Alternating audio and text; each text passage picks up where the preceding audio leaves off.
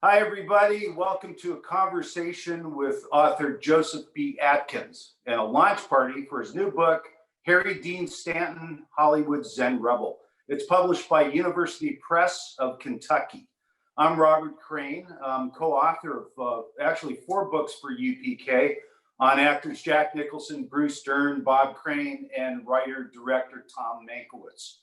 I'd like to thank Jackie Wilson and her crew at UPK for putting this show together, and Screen Classics editor, of course, Patrick McGilligan, who has put together a roster of about 60 books, all having to do with film, television, what have you. And this will be the latest one to that collection. Joseph B. Atkins is a veteran journalist who's been a contributor to USA Today, Baltimore Sun, and the Atlanta Journal-Constitution, among many other publications, and a congressional correspondent with Gannett. He's also the author of many books, including The Mission, Journalism, Ethics in the World, covering For the Bosses, Labor and the Southern Press, and a novel, Casey's Last Chance. He's a professor of journalism at the University of Mississippi, Ole Miss, and he directs the journalism graduate program there. Joe is also a native North Carolinian and a U.S. Army veteran who served in Vietnam. You look too young for that, but thank you for your service, sir. Joe, welcome. Well, great to be here, Bob. Great to be here. With your political and labor-intensive background in journalism, how did you arrive at Harry Dean Stanton, who's a new Hollywood cult actor, as the subject of a book? You know, Bob, that's true. I covered politics for many years and also labor issues, particularly with a Southern focus. But along the way, I've been a film buff my entire life, and I used every opportunity I could to interview people in the film business, television, the big screen. And along the way, I covered the premiere of Mississippi Burning back in the 1980s, and I got to interview Gene Hackman and others. Also interviewed Amanda Blake of Gunsmoke fame and Clint Walker, a number of others along the way. So in more recent years, I've shifted my focus toward film, and I did a magazine piece on the great character actor Nehemiah Persoff for Noir City magazine, Eddie Muller's magazine, and Persoff was a great character actor from the 50s and 60s, still alive today at 103 years old, and wow. And I've always been more interested in character actors than really the big marquee stars all my life. But anyway, in the process of doing that magazine piece, I got in touch with Patrick McGilligan and interviewed him for the piece. And I had done an article earlier in which I talked about one of McGilligan's books, a biography of Nicholas Ray, the director. Well, at the end of my interview, Pat asked me, he said, "Joe, have you ever thought about doing a book on film?" I said, "Well, my gosh, that'd be great." And he said, "Well, send me a couple ideas." So my idea that I sent to him was a collection of essays about character actors. And I had about a half dozen or more in that list. And one of them was Harry Dean Stanton. And Pat said, forget the series of articles. Let's do a book on Harry Dean Stanton. Wow, yeah. I never thought about doing a biography before. So it took me some time to think about it. And Pat just, he really pursued me. I've never been pursued like this as an author. He just kept after me. He would call me. He would send me emails. And he said, "Joe, you better get on this train before it takes off and leaves you, you know." Finally, I said yes. And I'm so glad I did, because it's been a wonderful journey. And I'm just tickled that I actually said yes to him and did this. Yeah.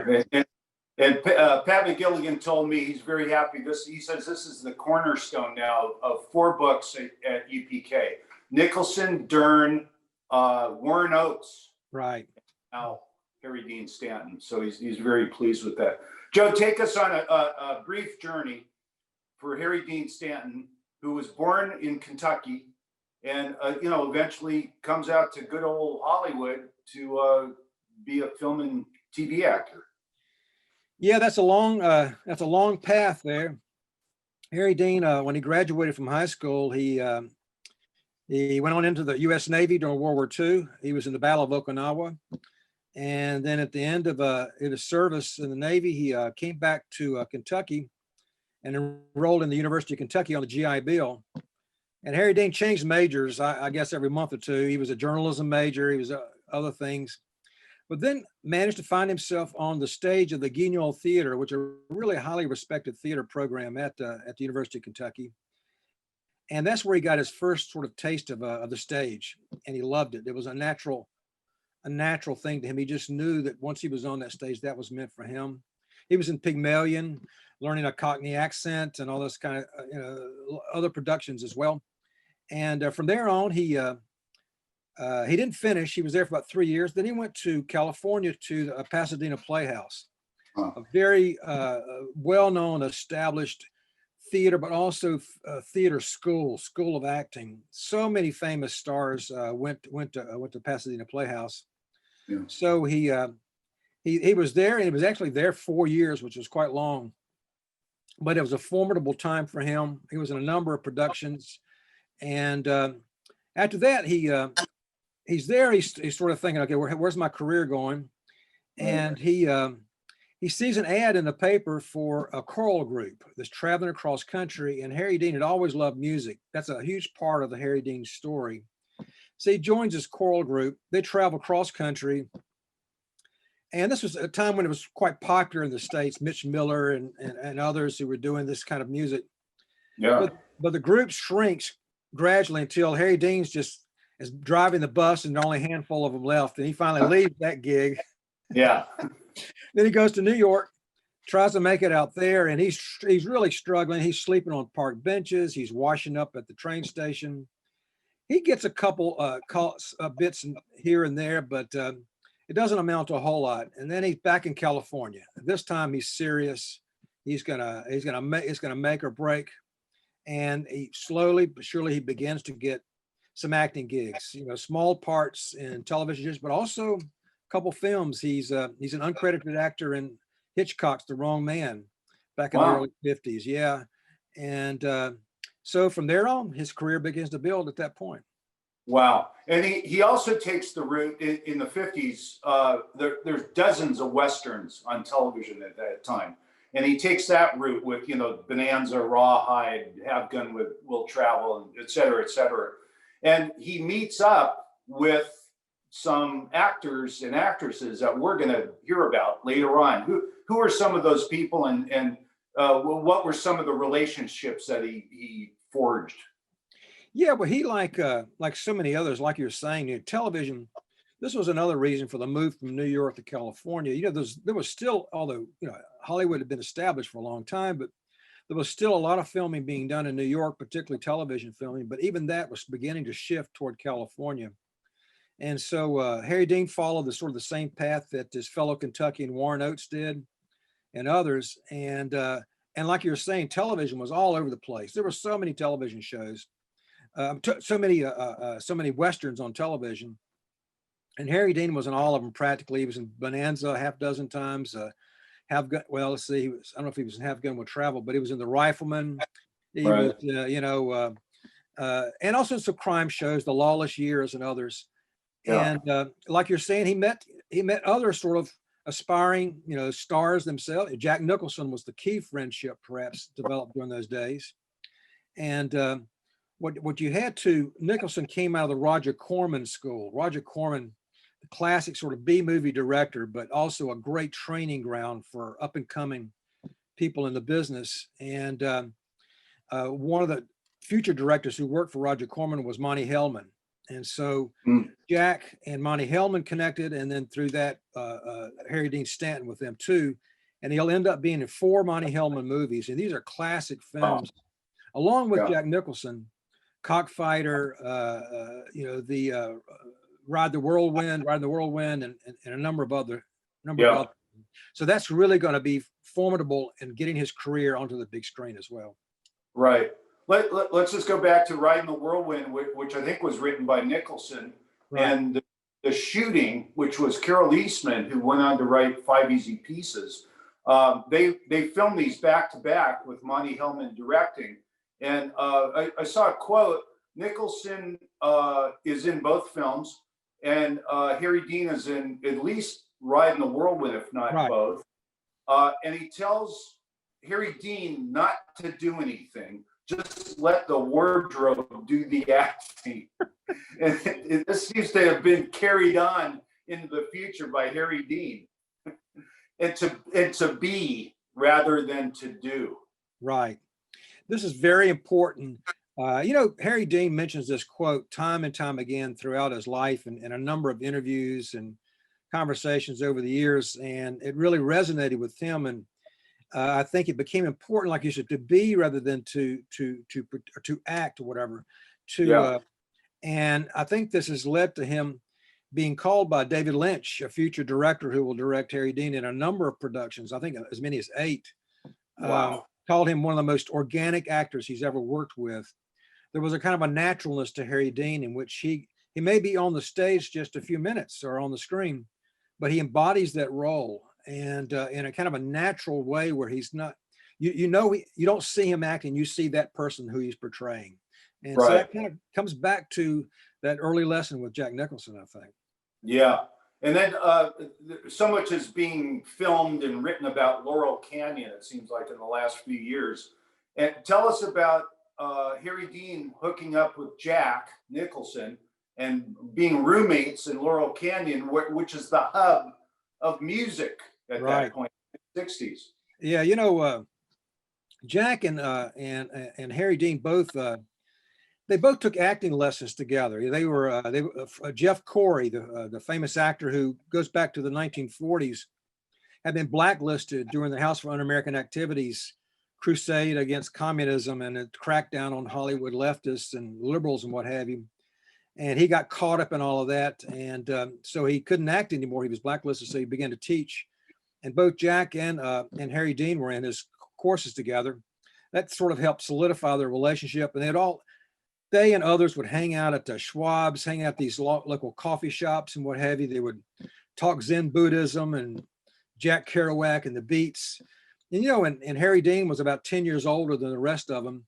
So he sort of bridged that beatnik to hippie sort of, divide there. And so he and Jack really hit it off. So they end up rooming together there in Laurel Canyon, and they were party central. I think that's a quote from Pat McGilligan in one of his books. But and people, and that Laurel Canyon, there've been a couple documentaries made about that whole scene there. You have Mamas and the Papas, Mama Cass is popping over, Johnny Mitchell, so many others, David Crosby, they're all hanging out.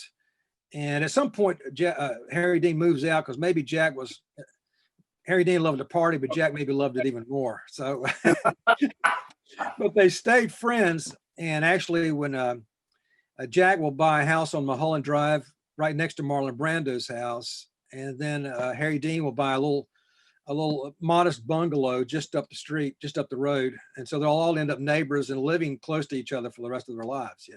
Wow. Now you mentioned Harry Dean's interest in music from very early on. And, some of us know he was a pretty good singer and a guitar player.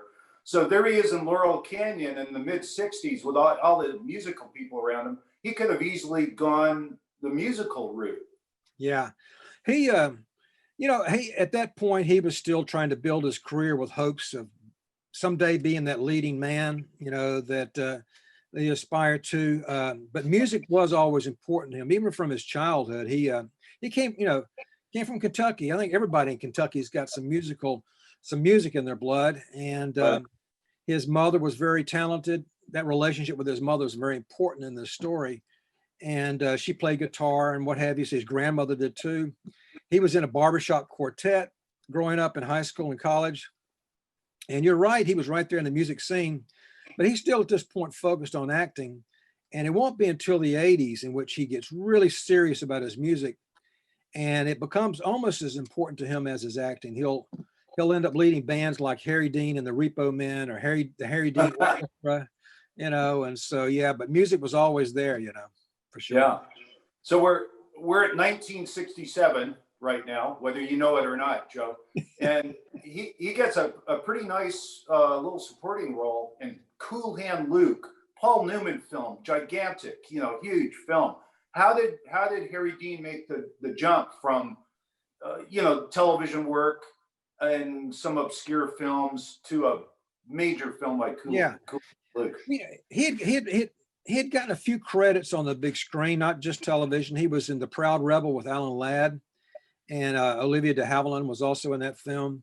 A couple other more forgettable westerns and what have you.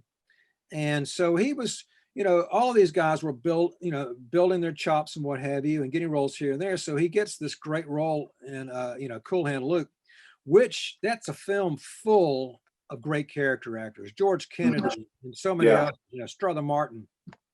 And so he gets this role, and it's kind of ironic because he also gets to play his music on this, and he plays Tramp, who's one of the prisoners.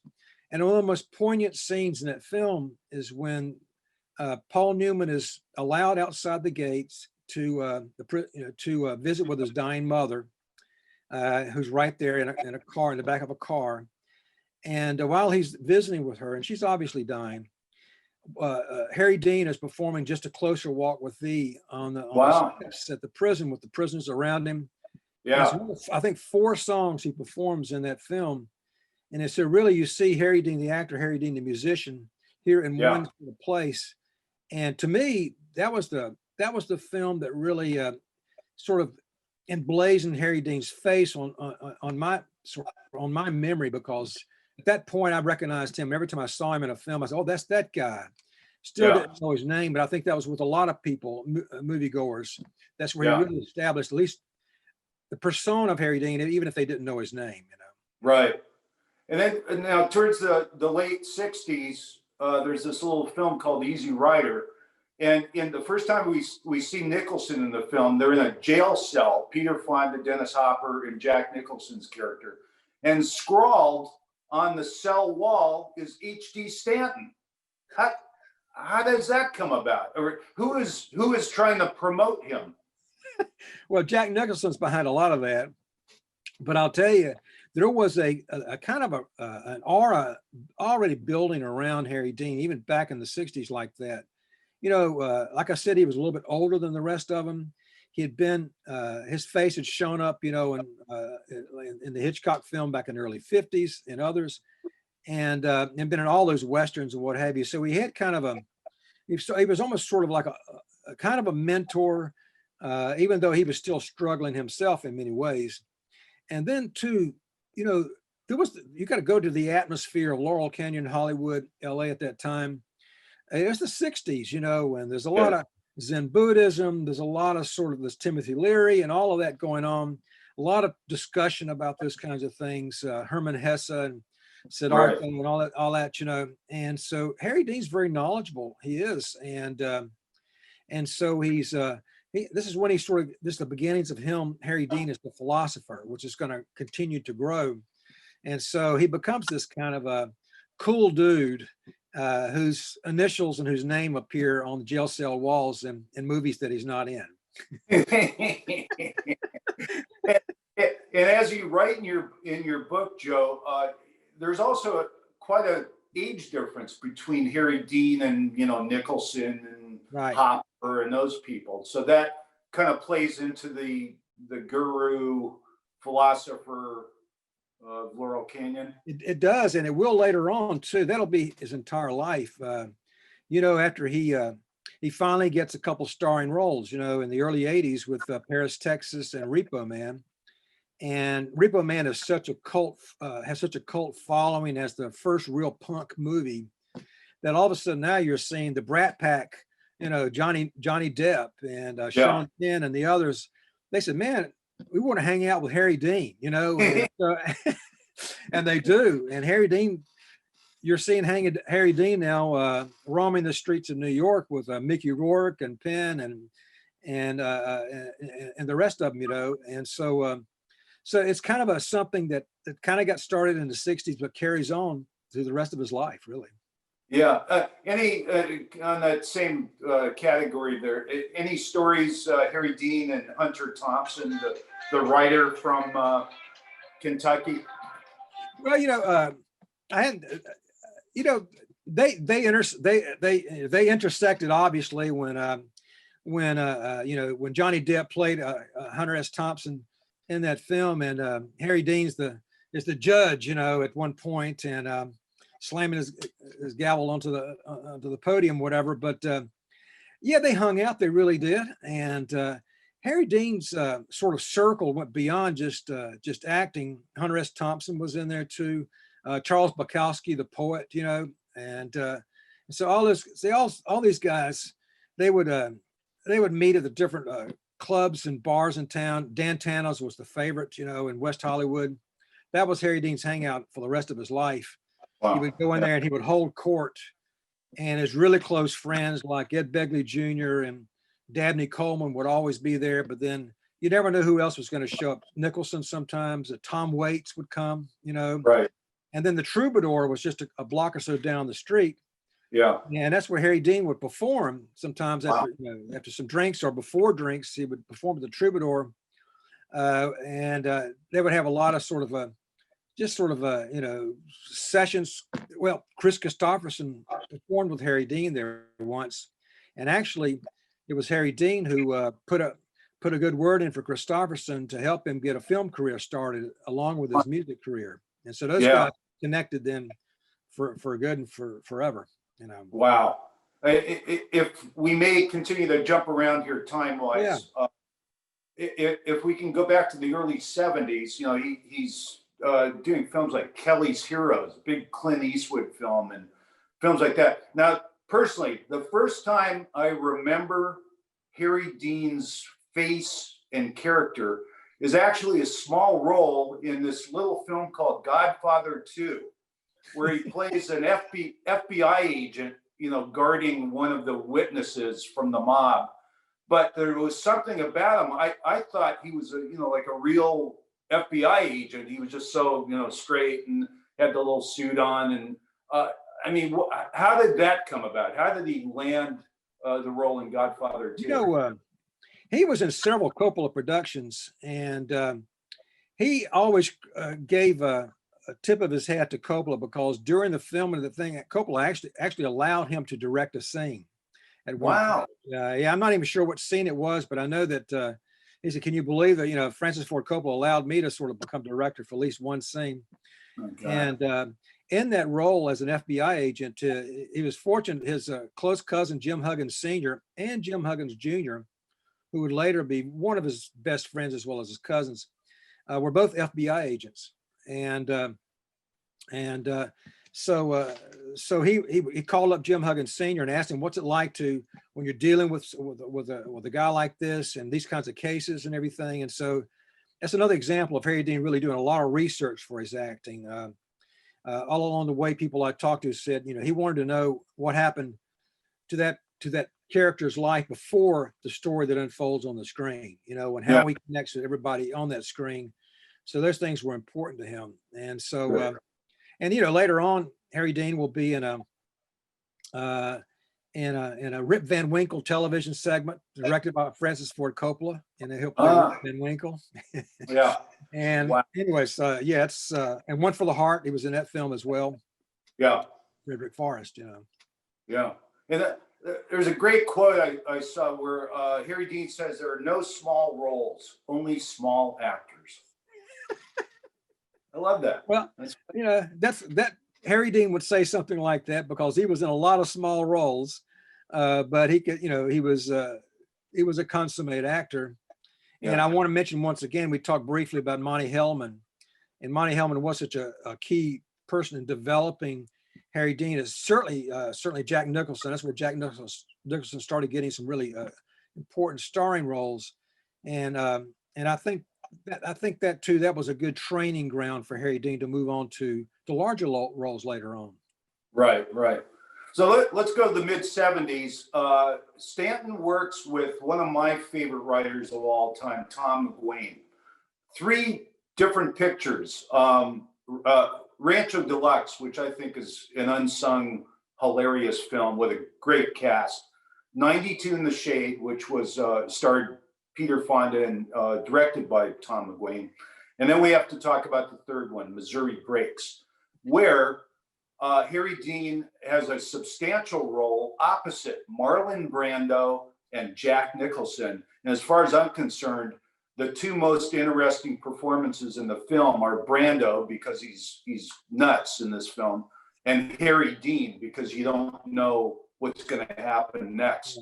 But we also have a feeling, as much as I enjoyed the film, we have a feeling that off hours, off the set, might have been a little bit more interesting than the actual movie. Do you have any stories on that? Oh my gosh, yes. I spent some time in the book talking about this film because the story behind the story is kind of amazing. I got to interview Thomas McGuane, and he was really great. And he knew Marlon Brando very closely. They hung out together. And as McGuane sort of comes up with the original story here about this big landowner whose cattle's being rustled, and then he hires the rustlers to work on his staff or whatever, not knowing that they're the ones stealing his cattle and what have you. And that's the roles that Jack Nicholson and Harry Dean played.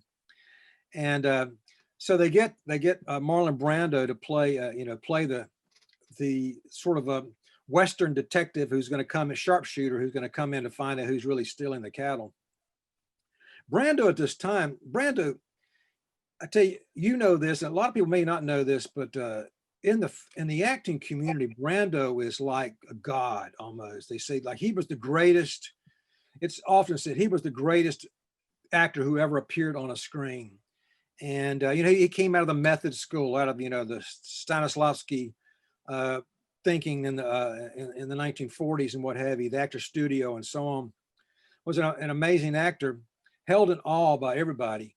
But at this time, when they made the Missouri Breaks, he was a little bit on a downward slide. His previous couple of films had bombed, and he was also developed a reputation as really being hard to deal with. But Arthur Penn takes him on for this film, and what he does, he takes that role and just turns it into something really bizarre. He first appears on the screen in buckskins with an Irish accent, And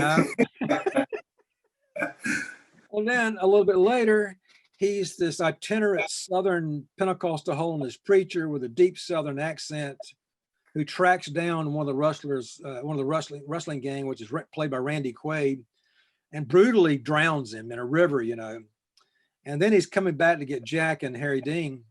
And Jack and Harry Dean, in fact, they're like best friends in this film. And one of the more poignant scenes is the two of them together, just sitting on this rock, at the edge of where their campgrounds are, and trying to figure out their past and where they're going in the future and what have you. But a little bit later on, Marlon Brando is going to set this cabin afire in which Harry Dean will almost be burned to death. He manages to escape the fire. He's sitting out beside this tree. I guess this is kind of a giveaway here, I guess, for those who haven't seen the movie.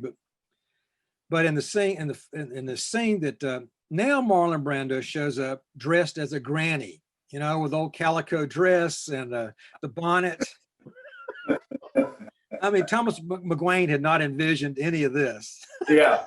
So this was not in the script. This was not in the script.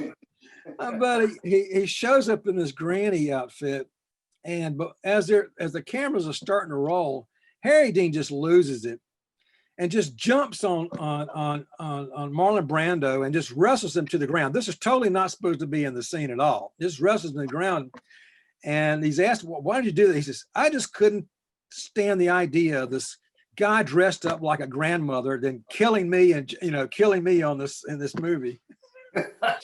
But ultimately they get it together, and Granny kills Harry Dean very brutally, in fact. Yeah. But it's an amazing film. But it's ironic if you look back at that movie today, all those shenanigans from Marlon Brando kind of make it a unique film in a way, kind of make you want to watch it, because I agree. Yeah. You don't know what he's going to do next, and all the different sort of personas he takes on are kind of magical in a way. And so it's a good film. I enjoy it. Yeah. Yeah. So we moved to 1979 and Alien. No pun intended, monster hit, gigantic.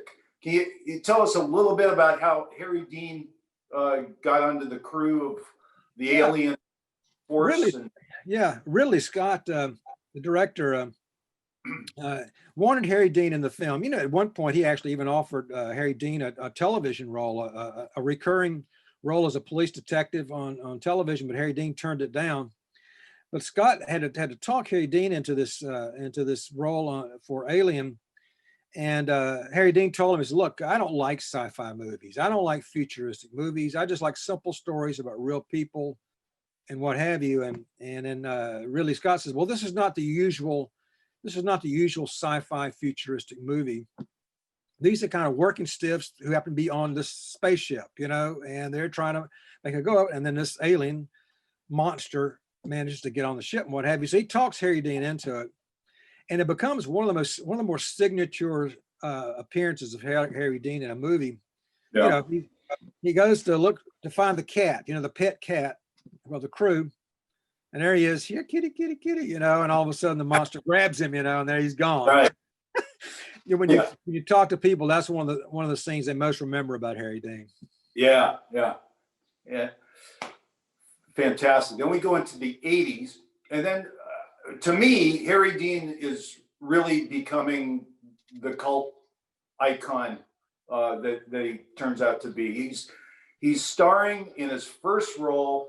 You mentioned Paris, Texas earlier, written by Sam Shepard. And how did Harry Dean get his first starring role? You know, this is really very, very important in the Harry Dean story. I devote a whole chapter to this movie, and it's mentioned in several other chapters as well, quite prominently. Wim Wenders had just come out from making Hammett, a movie about Dashiell Hammett for Francis Ford Coppola. Had been frustrated. I love that film, actually. It's full of character actors, but it'd been very frustrating for Wim Wenders because Coppola's sort of close control of how the film was made and so forth. So he gets a chance to, and Wenders comes out of the new German cinema out of the 1960s and 70s that emerged, that produced Fassbinder and Werner Herzog and others. I actually lived in Munich during that time and remember seeing these guys walking up and down the streets and what have you. And wow. So it's ironic that years later I would get to interview Wim Wenders and also Herzog in doing this film and this book. But anyway, Wenders is also close friends with Sam Shepard. And those guys began to talk about some of the vignettes that appeared in one of Sam Shepard's books called Motel Chronicles, which is a collection of just little tiny short stories, one or more of which figure this kind of lonely guy who's in the desert out there and not knowing where he's going to go and what have you, and dealing with things of his past that he can't reconcile. That becomes Travis Henderson in Paris, Texas. And Wenders asked Sam Shepard to play Travis. And Shepard says, this is too close to me. I don't want to play this role. Sometime around there, I think a little bit before that conversation, Sam Shepard had been in Santa Fe, New Mexico for a film festival. And it was at a bar drinking tequila. And on the other side of the bar was Harry Dean Stanton. Wow. And so the two connect and they start talking. And they've had a couple shots now. And Harry Dean says to him, you know, I'm kind of tired of just playing these roles that don't have a ton of, I want a role that has substance to it, that has some poignancy to it. And that's, I want a bigger role than some of the roles I've been playing. That resonates with Shepard. And then later on, after his conversations with Wenders, he calls Harry Dean and says, I got the movie for you, man. And then tells him about it. And then Harry Dean says, why aren't you playing this role? And, you know, Shepard explains. And then, you know, Harry Dean was worried because his estranged wife in that film is going to be played by Natasha Kinski, who's like 30 years younger than Harry Dean. Yeah. And how's that going to work? Right. And Sam says, you can do it, you know, and he says, yes. And even Wenders loves character actors. But he wasn't sure that Harry Dean really would even want to do a huge role like this, because it's a very important role. But Harry Dean took it and it became his favorite role of his whole career. It's an amazing film that is American as it is in its subject matter. It's got European sensibilities, I think, with his director, Natasha Kinski, and the cast. Robbie Mueller is a cinematographer. There's some amazing cinematography in that movie. Yeah. Then also the music, Ry Cooder's haunting sort of rendition of a 1920s gospel by Blind Willie Johnson. All those come together to make this kind of a, this movie is not just a movie to watch, it's like an experience. It really is. And it was very important to Harry Dean's career and one he looked back upon with great pride. Yeah, yeah. And you mentioned in your book that Harry Dean doesn't have a word of dialogue for like the first half hour. Yeah, 26 minutes before he says anything. And then his Wow. first words are Paris, Texas, you know. Yeah, And he's this kind of this cryptic guy who wanders out of the desert. Where he's been, who knows, but he's trying to sort of reconcile himself. He had abandoned his wife and his child, and now was trying to figure out where to sort of find some sort of peace and reconciliation in his life. And that's the journey that then unfolds, where he is going to encounter his wife Natasha Kinski and his son as well, played by Hunter Carson. Yeah. I was talking to a good friend of ours, Andy Arish. He's a writer. He's going to have a book actually with UPK next year. And he used to teach at Chapman University, film, and he had a lot of international students, and their favorite American film was Paris, Texas. Yeah. So I want to ask you, was Harry Dean aware of his international fame at that point, or did he not care, or was it important to him, or? I don't know that he was aware of how his fame had grown, and or even in later years. I visited with when I went to his home on Mulholland Drive, and got to know his neighbors, Mary McCormick and Mary McCormick, also a well-known actress herself, and Michael Morris, her husband, who's a director. And they said that Harry Dean would come over to visit sometimes, and they would have dinner together, whatever. And she would pull up the internet, you know, on phone or on the computer, and says, "Look at this, Harry Dean. Your pictures are everywhere." He said, "That many pictures of me on this computer?" He said, "Yeah." And she found out he had all these this huge fan base in Japan of all places. He was totally unaware of that, you know. So I'm not sure he ever was. And Harry Dean himself, if you'd approach him on this, the Harry Dean I've gotten to know through his friends and family would have says, "Well, it doesn't matter. I am nothing." You know, and so it's Zen philosophy kicking in, you know. Yeah, yeah. He spent 4 years researching, interviewing, and writing and editing, putting this book together. And it shows. It is comprehensive as far as I'm concerned. What surprised you most about Harry Dean? Well, there are a couple things. The strong affection for him by his circle of friends in LA, where he would hold court at Dan Tana's, and just the loyalty they felt toward him was really striking in that town, and that helped open a lot of doors for me. It really did. You know, they might not know who Joe Atkins is, but they sure knew who Harry Dean was, and wanted to tell those stories. And it didn't open every door, but it opened a lot of them. But then also back in Kentucky, and his relationship. I'm a Southerner. His own sort of somewhat tortured relationship with his Southern roots, his escape from them or attempted escape from them too, and then particularly with his mother. You know, Harry Dean never married. He had a couple serious relationships in his life, but never actually married. But he wrestled with his role, his relationship with his mother nearly all his life. She was Ursula was her name.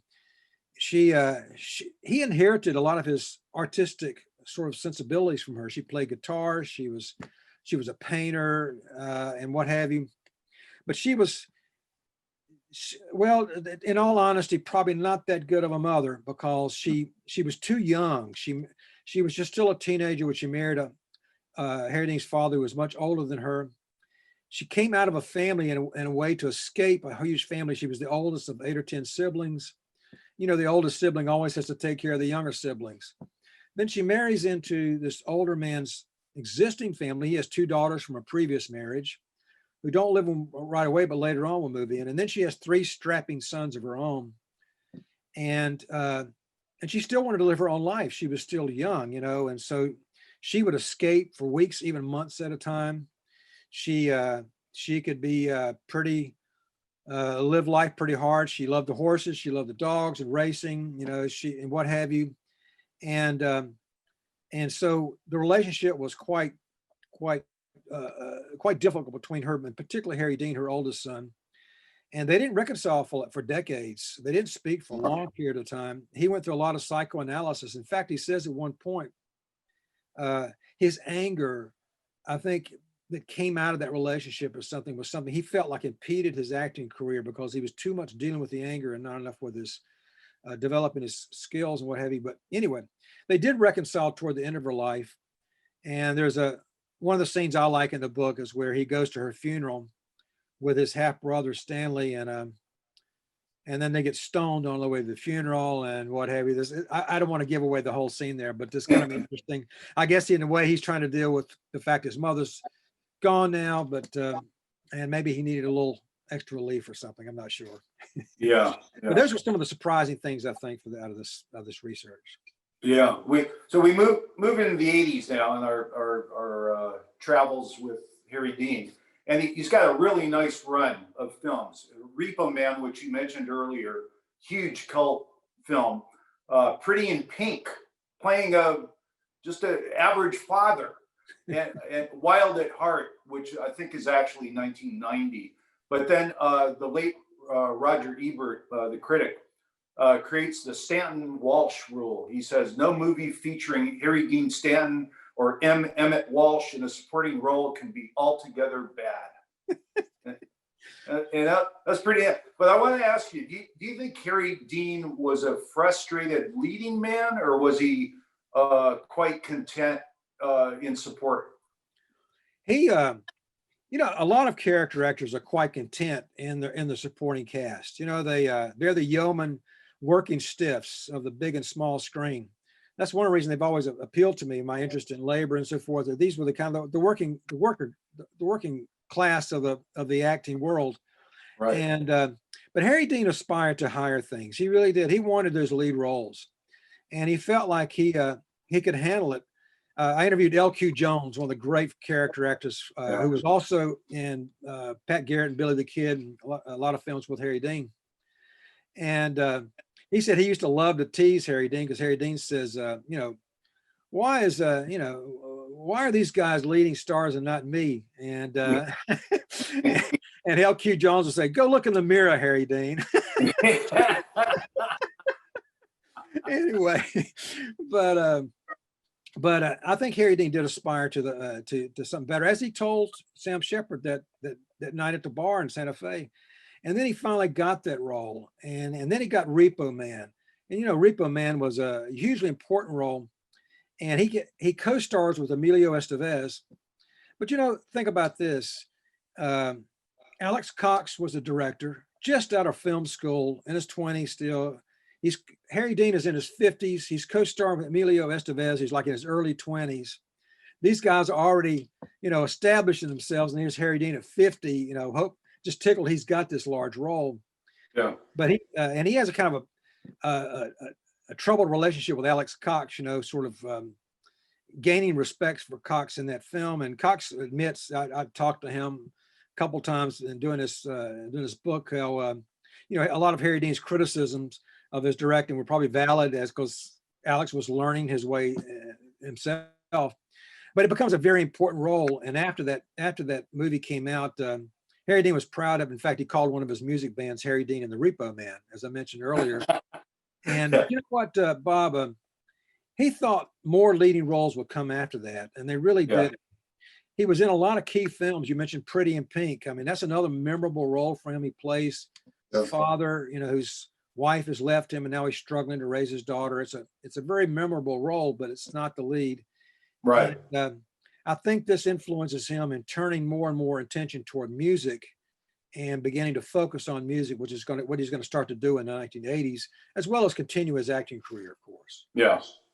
Now, I have to ask you, we mentioned the relationship Harry Dean and Jack Nicholson, and they do continue to work together in different films over the years. Yeah. But is Harry Dean ever jealous or envious of Nicholson's, fame that just explodes and takes off? gosh, there's a scene, you can get it on YouTube, and where they're at this sort of this was a celebration of Jack Nicholson, and all these different stars and what have you are paying tribute to Jack Nicholson, and Harry Dean gets up there and he has this few minutes, and he says, you know, when they offered that role to Nicholson in Easy Rider, they were going to offer that role to me, but Jack Nicholson got it. What a tragedy. Yeah. It ends up being the role that gives Nicholson his career's biggest boost, you know. And Wow. I don't know about the validity of that story, but it's kind of it sort of relates to your question. Yeah. You know, Harry Dean, Warren Oates, all these guys, they would hang out with Nicholson.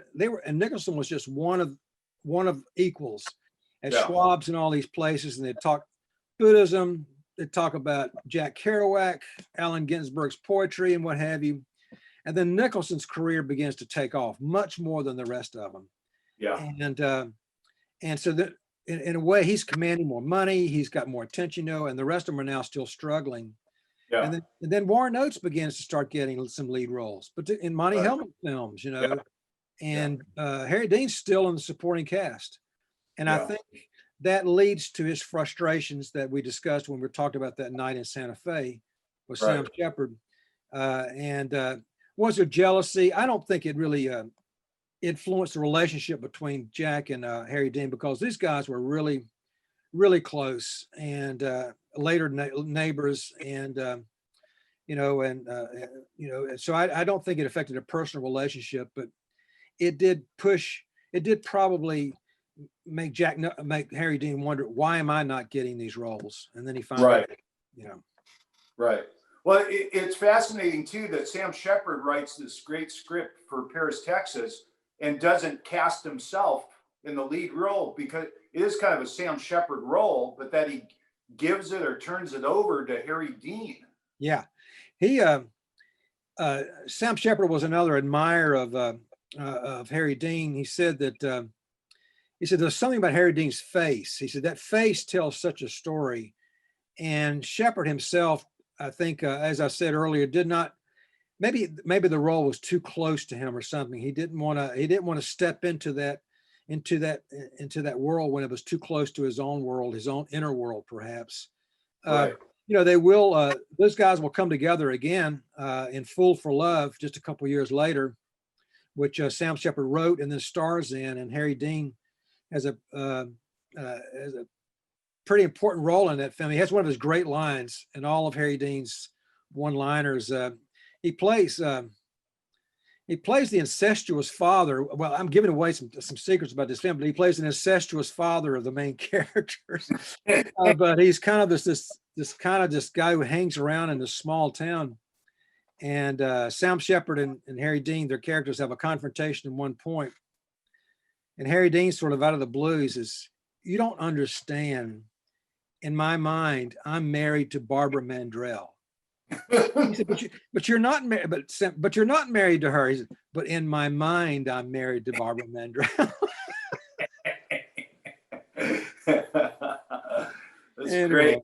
Yeah, we have to talk about the HBO series Big Love. My wife and I watched every episode. I think, according to IMDb, I think there were 53 episodes or so. And Harry Dean he's not in every episode, but he's one of the important roles in the whole show, and he is in a lot of episodes. Is a Mormon leader of this, section of the church in this town or community, I guess. Yeah. What was it like for Harry Dean then to play this character? I guess for the first time that he actually played a character multiple times. Yeah. It's ironic because he had been offered earlier by Ridley Scott a chance at a television role, in which a lead television role in a television series in which he would play a detective, and he turned it down, saying, I don't want to work that hard, because it's hard work. Right. And yet he does accept a similar kind of sort of a demanding role in Big Love. But the timing is key here. in the late 1990s and early 2000s, Harry Dean had a lot of personal upheavals in his life. He was attacked and robbed at his home on Mulholland Drive. Wow. And he was beaten up, tied up. He thought he was going to die. And it was, I think, 3 guys had broken into his house, and it turned out one of them was the son of his housekeeper. And so it was just a horrible, and he had actually given her money to help educate the boy and what have you, and then to him to turn on to do that. And then a couple years later, well, around this time, he gets cheated. He has a regular gambling, regular poker player group that he meets with, and Jim Huggins Jr., FBI agent, cousin of Harry Dean, who now lives in California and is now a friend, begins to pick up on some suspicious activity by these guys and says, they're cheating you, and come to find out they did cheat him. Wow. And then he gets robbed by his financial director of a couple $1 million, who just takes off with his money, the financial director ends up going to prison. And in fact, he later gets out of prison, but just recently got arrested again and is back in prison, I think, or facing charges. But anyway, Harry Dean needed money. He was low on cash. And so he gets offered this role on television, a recurring role, and he takes it, and it once again helps spread word about Harry Dean, the actor, to a whole new television audience. And it's kind of neat too, because he plays this, like you said, this Mormon leader who has this kind of cult following. And here's Harry Dean with this sort of growing, increasingly cult sort of reputation around himself too. So it kind of fits, and it became very important to him, and got him out of a lot of financial stress as well. Yeah, that's great. Did Harry Dean watch his films? Did he enjoy watching himself? I don't know how much he watched his old films. A lot of actors say they don't want to watch their films. They just, because it's too painful or what have you. I know his neighbors, Mary McCormick, Michael Mars, would tell me they brought him over one time to watch Paris, Texas. And they said he just loved it. He says, he was watching, wow, that's a good scene. Hey, I'm really good in that scene, aren't I? And what have you. What Harry Dean liked to watch more than anything on television were game shows. He was a game show fanatic. And his good buddy, Jamie James, tells me how, it would just ruin his day if a question came up on a game show and he didn't get the right answer. He would think about that for days, So that's what he watched a lot, probably more than his own shows. Yeah. Was he able to see one of his last roles, which again was another starring role in a great film called Lucky? Did he see that? I don't know that if he saw a raw cut of it, or certainly maybe the rushes or what have you, but the film came right toward it was the last film of his career. Soon after that, he's going to be in declining health.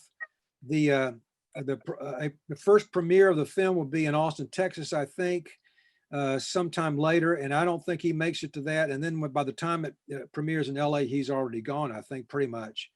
And so I don't think, I could be wrong, but I don't think he ever saw a final cut of that film. But is it an amazing film that's kind of the Harry Dean story against a Paris, Texas backdrop, in some ways. And so it's very interesting to watch. It is. Yeah. Now, on the release of your book, do you think Harry Dean would think that he is worthy of a biography like yours? Hey, this is a good one. I'll have to use an expletive here if you don't mind. Hopefully this doesn't get me in trouble or get us in trouble. But Jim Huggins Jr., who was one of the great sources for me, his cousin, the FBI agent, and so on. But Jim, I met Jim at a party early on in the process. When I started this book, Harry Dean was still alive, but he was not in good health. His health was declining rapidly. And so I was not able to interview him. And then he died just like a couple months later. So I asked Jim Huggins Jr., I said, did Harry Dean know that there was a guy out here writing a biography of him? And he said, oh yeah, he knew it. I said, well, what did he say about it? He said, I don't give a fuck. Well, I think he did. I think that I think he would have been flattered by it, even though he says there is no self. That was as part of the Zen philosophy. There is no self, right. he had an ego just like everybody else did. Right. And Jamie James read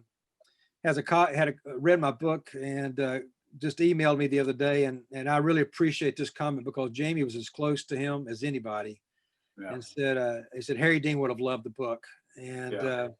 and so that meant a whole lot to me. It really did. And so I hope he would have. Yeah. Joe, last question.